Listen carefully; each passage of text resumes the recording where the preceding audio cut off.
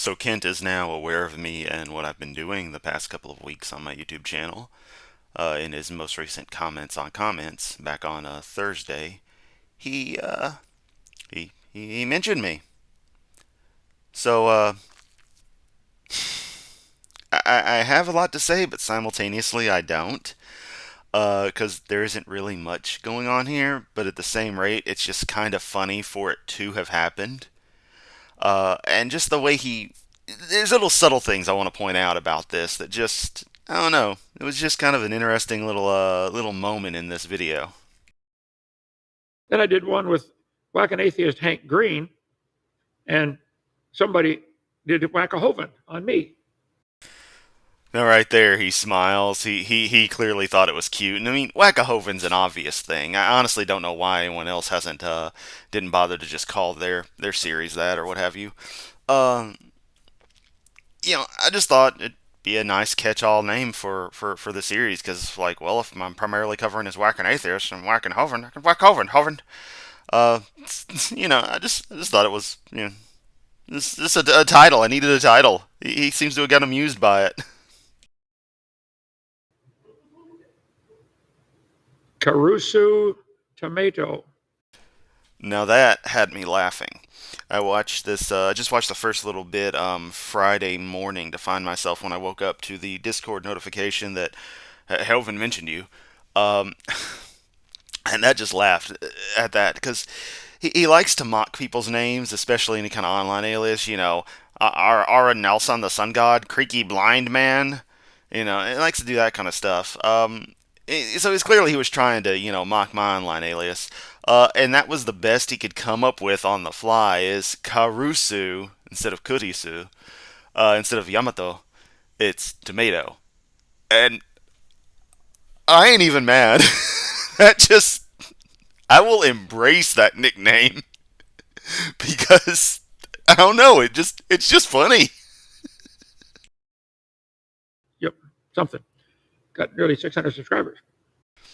And that little bit right there, like, got nearly 600 subscribers. It's like, hey, he's doing all right for himself. Maybe the last 50 of those are because I did any Kent Hovind related content. The rest are legacy subscribers from 10 years off and on of doing like gaming related stuff. Um, Subscribers just they add up over time like anything, and a lot of accounts are clearly dormant, clearly long inactive because I don't get the views or the comments to go along with it when I upload, but I sure have the subscribers. So yeah, that's the problem with very very slow growth channels is that your previous subs kind of dry up as a source of views unless they happen to be someone like me who actually keeps an account long term for the long term. But that's not common. But you know, it's just funny. He's like, oh, he's got 600 subscribers, and kind of get that nod of approval. It's like, I got approval from Kent Hovind. I don't know if that has any value to it, but it happened. Well, Karushi, whatever your name is, I'll debate you any day. Come on, you're a keyboard warrior. Call in for come visit us. Debate right here. Kent, I almost wouldn't mind going down to DAL, but if I'm going to Alabama, I'd rather just hit the Space and Rocket Center because that place is freaking awesome. Also, I love that he calls me a keyboard warrior because apparently at some point he learned that internet slang recently, and so he's just been calling everybody that. It's funny he'd say that because that really doesn't apply to people making videos. Uh, Another term has probably been come up with that I'm just not aware of since I'm, kind of out of the loop. But keyboard warrior being someone who's usually hiding behind the keyboard just typing away stuff. It's funny he says that because I am a blogger and I have written pieces on him previously that were sort of the prototype to me doing this, which still is just inspired by AJ and the Logic and all that doing their videos on Kent. But it's just funny he'd call me that because it's like out of all the people you called keyboard warrior, that probably does apply to me most since most of my stuff is blogging. So the keyboard is involved heavily in that, but still, it's just kind of a throwaway term. As far as debate, not interested. I don't have anything to add to the discussion. Other people have discussed everything with you, debated everything with you, uh, ad nauseum. And there's lots of discussions I would love to have with you, but you don't want to have those discussions. You just want to put people in positions to defend atheism. You don't want to defend creationism. You don't want to go into detail on your various beliefs from an outside probing. You'll share what you think, but if someone else probes from the outside, you tend to be defensive on that. And those are the discussions I would rather have. So, unless there's a really good reason for me to, or it's a financial incentive on my end, you're not going to get a debate with me. I just got other stuff to do. Sorry, Kent. I'm not afraid of any of you guys, okay? No one said you're afraid of us, Kent. No one says that. I mean, some say you're afraid to debate Professor Dave or R and Raw again, but those would be the extreme exceptions as opposed to any random person on the internet. So yeah, I would never think you're afraid to debate me. Far from it. But it's not worth your time. It's not worth my time. It's not worth anybody's time, really. That's really what it boils down to. Even your time is more valuable because there's more entertaining people to get into the arguments with than me. But I appreciate the invite. Here's some of the comments on his. It's wild that someone who refuses to learn anything, that doesn't agree with what the Romans thought, thinks they can change the czar of learning new and interesting things. Well, thank you. I didn't know I was a czar, but I don't want to be a czar. Ich nicht sprechen Sie Russian. Hovind doesn't have an ego. Hovind doesn't speak Russian. Hovind. Surprised he doesn't claim that he does speak Russian. I'm surprised he doesn't claim he went over to the Soviet Union and converted, Stalin to Christianity back in 1947. It sounds like something Kent would say he did. Yes, I agree. You evolutionists refuse to learn anything. Look, there is no evidence at all for your stupid charts. Watch out. Here come lines on paper, which last I checked, all of the documents that he claims are divinely inspired or otherwise created by God or somehow related to this entire mythos he's formed around how the universe actually works. Those are still just lines on paper as well, so that argument goes nowhere, Kent. Not that it would go anywhere if you didn't adhere to crazy old books and stuff, but, it's turnabout's fair play, my friend. You make these charts like it's some kind of science. And you say, look, boys and girls, we started like an amoeba. Here we are, the humans. And we're related to the whales and the dinosaurs and the sunflowers. This is propaganda. This isn't science. This is artwork. Somebody drawing lines on paper. That's all that is. So, yes, you guys refuse to learn anything. Lines on paper. Hovind?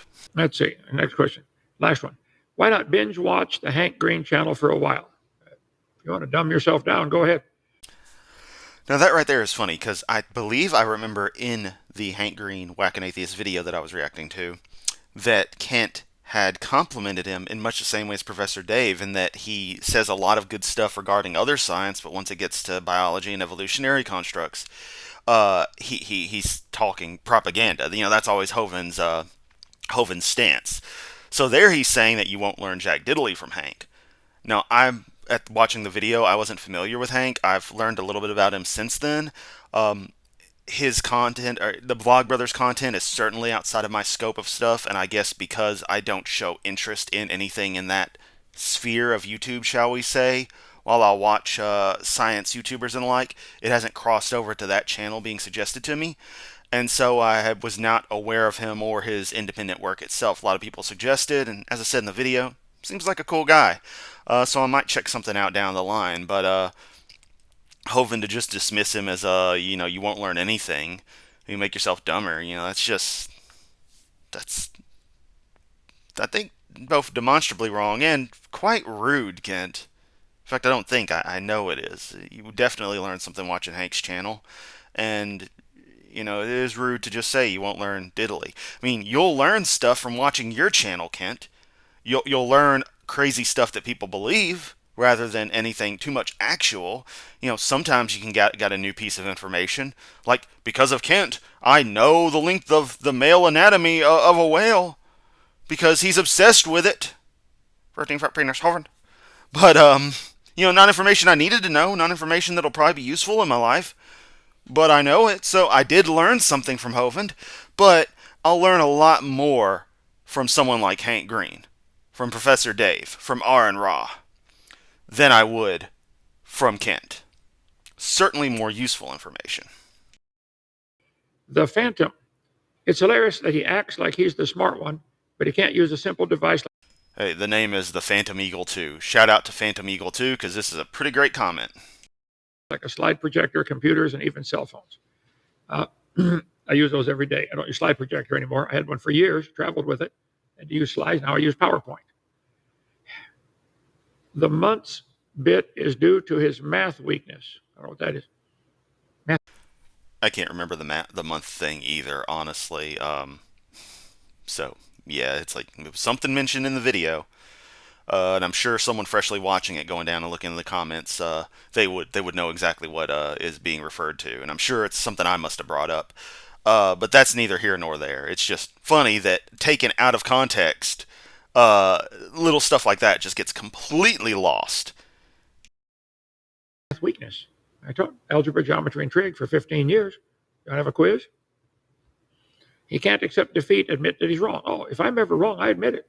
I had to do it a couple of years ago. It's a joke, Anna. Okay. I feel like there's some deep Hovind lore I'm not aware of right there. They don't bother to trying to correct him due to the fact that he'll degrade them for not believing he's perfect. I've never degraded anybody for that. I'm not perfect. Aaron Raw has a long series on Hovind's lies in the textbooks. Which is a great series to watch, by the way. Not only very funny, but very informational.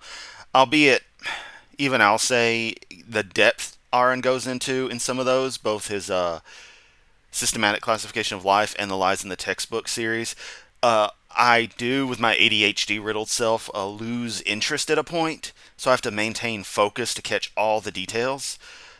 So you're gonna want to be focused and ready to learn watching those, but oh man, are they so jam packed with just quality information explained in an incredible way. Again, goes on for a while, but it takes that much time and that much detail to really get into the nitty gritty of these concepts, which are simple to describe but complex to understand. In one, Aaron goes over the whole life come from rocks and sped up like chipmunk speed. It takes about 10 minutes. Aaron Ross said, nobody believes we came from a rock. Well, let me just point out that he does believe that. I just want to point out that, yeah, speeding Kent Hovind up, it still takes a while to go through some of his stuff. That's why in previous videos I would speed him up, but the speeds were too fast, and some people aren't good at parsing someone's speech at 1 1/4 or 1 1/2 times speed. So we're going back to going normal speed until until a point comes where I may need to speed things up. So makes these things take longer, but at least everyone can catch everything Hovind says. Harvin, Let's see. Slide number 402. no one cares. No one cares about how many slides you have. Harvin. Textbook says the universe started with a big bang. They used to teach 18 or 20 billion years Yeah, and then we did research and refined the number down. That's how science works, Kent. ago. Now it's 13.772479.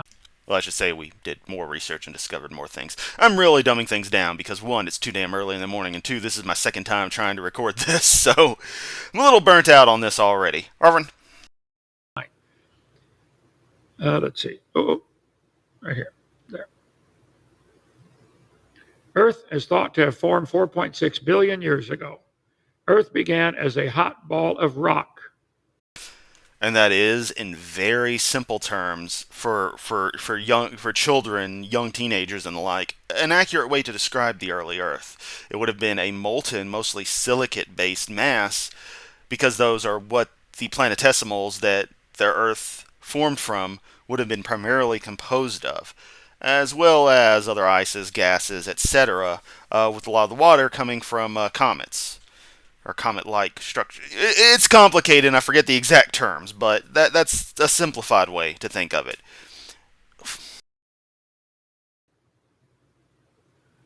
In the oceans, 3.5 billion years ago. I'm sorry, it rained on the rocks for billions of years and turned them into soup, and the soup came alive. Water is a universal solvent, so various compounds that would have been in the silicate stratas would have been washed into the various pools. Various organic compounds, your carbons, more of your hydrogens, your complex hydrocarbons, any of that stuff.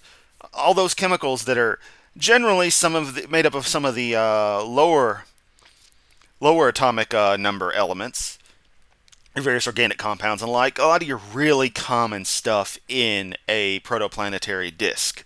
Material ejected when when various stars go supernova at the end of their life, if they're big enough to go through that. That's not related to evolution, though. That's related to, cosmology and eventually planetary formation, and they ebb and flow into one another, but it's not an explicit part of it, so your obsession with it is still kind of misplaced. At that point, it's an arguing for origin of planet, origin of life, regardless of evolutionary constructs. So the textbooks clearly teach Earth began as a hot ball of rock. No evolutionist ever believed we came from a rock. Now, Kent, those are grammatically two different things. Saying that the planet originated as mostly rock, which it still is mostly what one would define as rock, is not the same as saying that we came from a individual rock. That the latter statement implies that life just oozed out of a random rock just sitting there.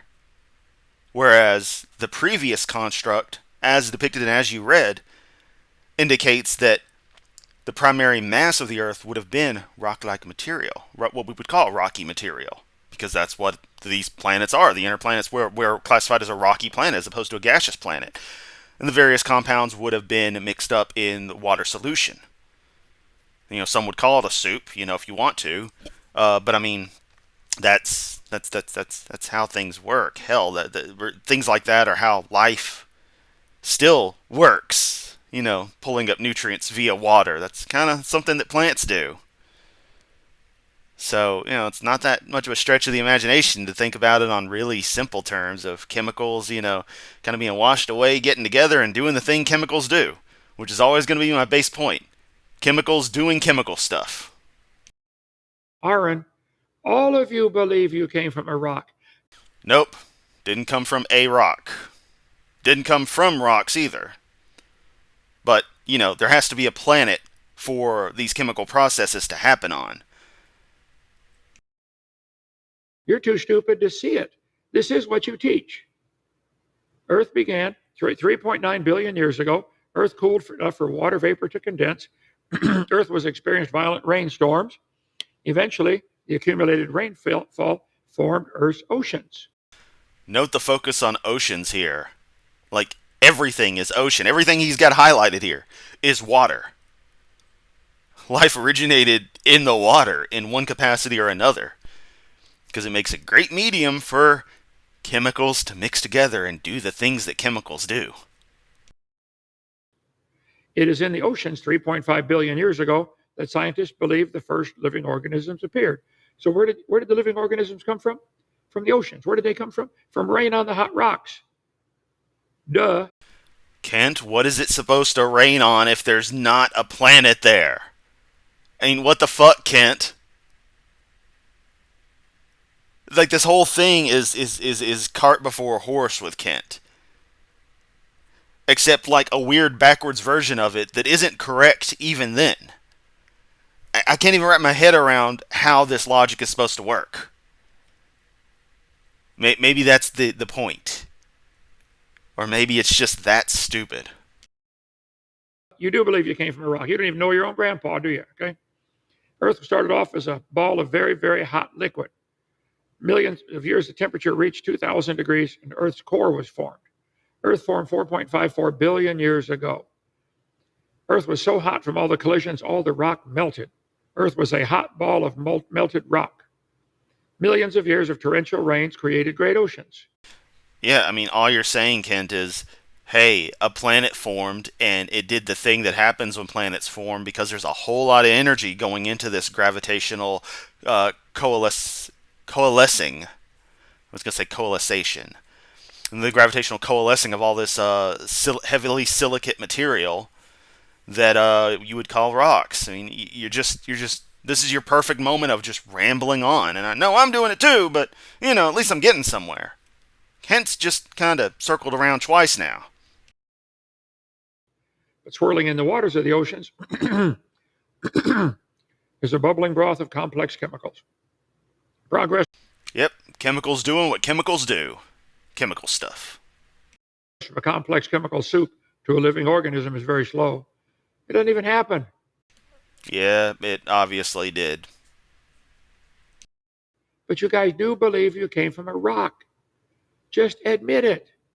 I love this. Even what he cited doesn't at all remotely even say what he thinks it says. Because the word rock is used in various low level educational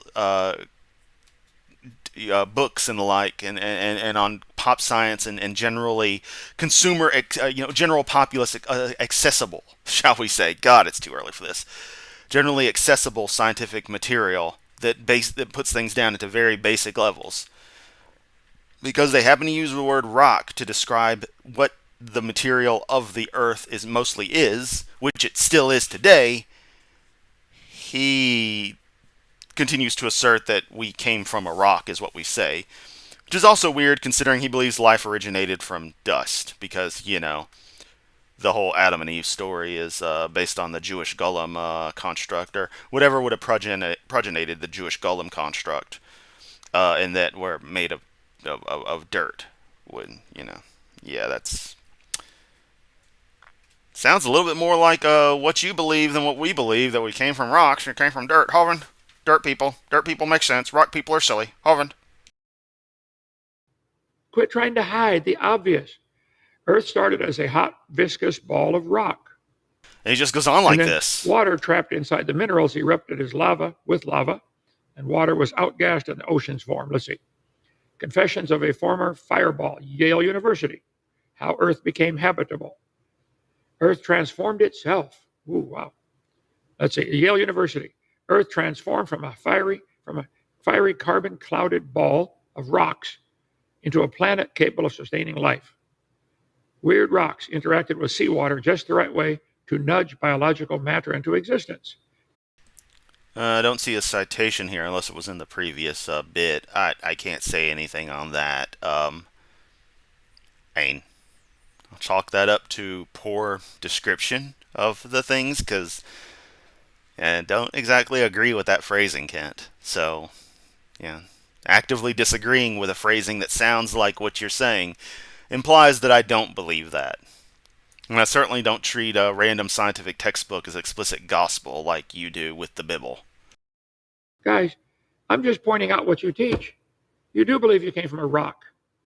Hey, yeah, Worm of the Dust is right. Please don't forget to like and share my video that you're watching right now. Don't share Kent's. Don't like and share Kent's. Share mine. Because, I need the help. Kent has money to buy all the subscribers he needs. I need organic subscribers and watch time. And, something better to do than rip on Kent Hovind videos. But, nothing's really tickling my fancy right now. So, yeah. Okay? I got a ton of stuff on that. Essential for creation of biomolecules. Let's see. Lots of information on biomolecules. Hovind.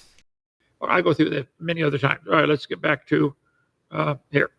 Finally, back to the comment. Life came from rocks. Aaron did not point out anything wrong with what I said. He denied that he believes he came from a rock, and he does believe he came from a rock. I'll debate him anytime. He never called back. We keep inviting him, Aaron. Another. No, you won't, Kent. I'm sorry. I don't want to call you a liar there, but I'm pretty sure you're actively being deceptive in that statement, and that what you just said is demonstrably not true. I could be proven wrong with call records or otherwise indications of such, because I accept, actual evidence as proof of something. But I'm gonna say you haven't been trying to get a hold of Aaron, at least in any kind of practical sense. Debate. This time we get a moderator that shuts off your mic when it's my turn to talk. Oh yeah, shut off the mic so that I can't be corrected. Hovind. Shuts off my mic when it's your turn to talk. Equal time, one topic at a time. Where did life get started? Let's start with that one, Mr. Nelson, who calls himself Aron Ra, the sun god. He was Already explained in a systematic classification of life, video 1. You should go watch it, Kent. You might learn something. real proud of himself a few months ago. He finally got a BS by correspondence. He ordered BS through the mail. And we got some up here we'll send you. So we got 3 bulls up there. We got something we'll send you, okay? It's very, very rare. Dr. Dino barely lets a video play for more than a few minutes, blasts it, and says it's incoherent and pointless. Yeah, that's how you operate, Kent. You usually make it 10, 15 minutes through somebody's video, sometimes not even through the intro, before you've already spent an hour, hour and a half on this stuff, and it's time for your next creepy song or cult worship hour that amazingly isn't broadcast. So, yeah, that is your MO, Kent. When you atheists make videos, I have to stop you about every 4 words because you lie. Kent, in beyond multiple cases, in virtually every case, you stop people in the middle of statements before they've actually gotten to stating their complete thought, and you will spend 20 minutes ripping into a portion of what you think they were going to say that isn't even what they were going to talk about. You can't let anything slide enough to get even something to actually react to that's proper. You just look for keywords to fire off your script. And I have to point it out. Stop, that's not true. There's no fossil record. There's no geologic column. You guys never Yeah, there's both. You just reject them, dude. answer my question. You claim the layers are different ages. Where's my question has been answered chart? Untold number of times, Kent. This is the most directly answered thing that you ask. And you keep on asking it. And you're watching this video and you're like, Chris, what's he gonna say? He's gonna talk about the fucking layers and be like, where'd the layers come from? From space? How do you know the layers are old? All the atoms are the same age. Even though every analogy possible has been used to describe this stuff to him. Kent, how old are you? Is your age started from when you were born? From gestation? Or was your age started to be counted from when the atoms that make you up were formed? Because you seem, by your logic on layers, the latter would be the way you'd be aged. That Kent Hovind is however old the universe is, which isn't the case. Got one somewhere. I don't even want to hear this crap. You're claiming. There we go. Geologic column. The Cambrian layer is 0.542 billion years old. And the Holocene is only 10,000 years old. This is the claim. This is what they teach the kids and test them on. Where was the Holocene dirt hiding for 0.451999 billion years? That layer, as we would describe it, didn't exist yet. Top layer of the Earth's surface was that lower one down there. Then everything else is what piled up on top. How things shift. How, like weather conditions and the like. The geologic strata formation is pretty fascinating in its own right. Like, okay, have you ever been to like older parts of your town, your city, where older houses are, maybe from like the 30s, and noticed how piled up the yards are? Like that the dirt just looks oddly high? That's because it keeps on like aggregating slowly as grass gets mowed, as leaves fall, as material gets on there and just decomposes into dirt. The layer grows at every little bit. It's kind of fascinating when you realize that, and that's also why when you go to like old battlefields or something, you have to dig quite a ways down. Even though it's the same battlefield, you have to dig down by a couple of feet maybe to get to artifacts from the conflict, because it's all been buried over years of plant growth, animal decay, etc. Now that's of course just in single layers that would all be, from our perspective, our time frame, all one chunk of stuff. But it's that kind of sedimentation and other geologic processes that, again, over a long time, which is the real thing you reject is simply the idea of deep time.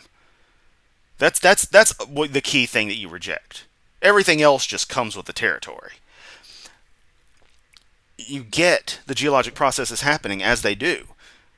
Heat, pressure, the weight of successive materials, and then, maybe some key events like mass extinctions or major climatic shifts, and you start getting different strata, noticeably different layers that all seem to match up with each other around the planet.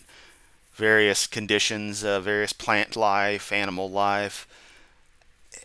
It's a fascinating piece of study, field of study on its own, and I might go down that rabbit hole again sometime soon. As I'm kind of curious on some of the defining factors of a few of those layers, just cause hearing about it, talking about it, makes me curious. So I go seeking this information out. That's how I learn things. I pick up a bit of an interest in something, have a wild spark of I want to learn about this, and so I go and do it. You have been running the same script virtually unchanged for 3+ decades. Where? Are these materials being added to the Earth from outer space? Guys, there is no geologic column. None. Hate to burst your bubble. I mean, technically speaking, a small fraction of the material that's being added to the Earth constantly is, coming from space. Various bits of dust, things burning up in the atmosphere, small, tiny, little rocks floating around up there, etc. Little meteoroids. There's little stuff. There's a lot of. I mean, it's mostly nothing up there, but it's also kind of dusty around stars. I mean, on a relative scale, you got this big planet going around doing its thing. Stuff traveling wherever. It just kind of happens. So yeah, there's actually a tiny little constant bit of what you could call a meteor rain. You can even check it. Like if you take like a shoebox, leave it out for a good while, or some kind of container, and use a magnet, you can sometimes get a hold of magnetic pieces and tiny bits of metal, and that's actually, iron remnants from tiny meteoroids and stuff that have burned up in the atmosphere. Um, but that's not where people are saying that the layers come from. It's a complicated process that involves some imagination, and it's funny you talk about you got a lot of imagination. Yeah, because sometimes these things are so complex and so outside our scale that we do have to imagine them to get a better grasp on, the nuances of it, to think outside of our own lifespan, our own time scale, our own observable, you know, interactions with reality to actually visualize, to comprehend what's actually going on. Like plate tectonics. You really got to think a lot about that and really imagine some stuff. Think rock bending like that, rock under pressure, it slips and you have an earthquake, stuff gets subducted, becomes molten. Volcanoes, you got to think about it because it's not something you can just slice the earth in half and look at. Same thing with the geologic column, honestly. Is that the one we're talking about tomorrow night? Geologic column with the guest speaker? Yeah. He's got a degree in geology. His wife's got a degree in biology. There is no geologic column. There's none. Doesn't exist. All the dirt in the universe is the same age, whether 6,000 or 6 trillion. Think about it. See, told you that's where he'd wind up, even though it's been explained to him that we measure the layers based on the formation of the layer, as in the collective time range that the material would have aggregated together or otherwise been deposited via various methods of erosion, um, deposition. I was trying to think if there's a particular term for like wind-swept deposits of material, but it's just deposition. Um, basic processes that if you knew anything about geology, you would understand. You talk about farmers so much, they sure as hell know about these processes. How can it be a different age? Where's it coming from? Is it being created millions of years after the original dirt? So let's see. So I have to stop it every few minutes and go through and I'll go word by word with some of you. I can't wait for Kent to go after you too. Well, I just did tonight. I forget what his name is here. Ah, hell, here we go. I didn't even realize he found this one. Okay, Kurisu. Dude has Hey, you literally got it nothing right. better to do, and I don't doubt he would one bit. Nothing better to do. Billy, you work with me all day today. I'm doing pretty good for a 71-year-old man, don't I? I will say Kent is doing well for a 71-year-old man. I will not deny that in the least. You think of 71, you think a lot rougher than Kent Hovind is. So I will 100% give him that. Outwork you. That's not saying much, but no, he's a great worker. Look, I got plenty to do. Plenty, plenty, plenty. I'm just trying to correct the record so nobody else follows you. The blind leading the blind, you'll lead them into the ditch. Hey, it's fun down here in the ditch. We got candy and dump trucks. I don't know. I'm just at this point I'm already long burnt out here in Kent, so I'm just being dumb. I mean, when am I not being dumb? That's the whole point of these videos, to kind of be dumb, kind of just have some fun. Harvard. Caruso says, if he was smart, he wouldn't bother. Well, I think I am pretty smart, Caruso, and I'm bothering a little bit here. I'll debate you anytime. Anytime. Bring it on. Call 855 Big Dino extension 4. Joseph, book him. Sergio, find this guy that his channel I just mentioned. Let me back up and show you what it was. I forget what it was. Let's see right here. Karisu Yamato. Hey, you pronounced it right. Go Hovind. I genuinely appreciate that. Contact him. Schedule. See if you can schedule a debate. Challenge. You go first. Give the best evidence for evolution. I get equal time to rebut that. Then you go one more. Second best evidence. I'll get equal time. Then you go to third best evidence. Okay? Did I get under Kent's skin? I think I got under his skin a little bit. I don't know, because I feel like that was a little bit more serious than the way he reacts to most people. But then again, it seems like a lot of us get under his skin pretty easy, so I don't know. Kind of amused by that, and once again, Kent, I appreciate the offer, but I've got no desire to. Live debate just isn't my thing, man. So, did you get it down there, Sergio? Okay. Let's see. I don't think Hank Green is an atheist. I don't know either if he is or not, but he supports the atheist cause by the stupid teaching of evolution. There is no evidence for evolution. Nobody's ever seen a cow produce a non-cow. Keywords. Hovind, time to recite my monologues. Hovind, marathon monologues. That describes Hovind. Get my dinosaur over here. That cuts off his neck, though. Gotta move my dinosaur. Cut off the dinosaur neck. Hovind. Let's see. Here's a Pelagia. Okay, and so I guess at that point he's done with me. I do want to point out that Kent didn't address the I'm not worth him reacting to, and anything he does against me would just increase my reach. Because that is kind of something that would have been done if people were hate watching Kent and weren't aware of me yet. They are now. I'm not saying, ooh, Kent Hovind made me famous. Far from it. But it's just looking at how these things actually go after years upon years of being on the side of having various channels, of watching other channels, the lives and deaths of other channels. It's just one of those things you notice. I do this for fun. I'm not trying to become some, atheist guru or anything. I'd like to have a successful YouTube channel. I'd like to be able to create the content I want to and have other people watch it and enjoy it. YouTube makes that extremely difficult by seemingly suggesting content I make to the people who are going to like it the least in some weird backwards ass pattern, but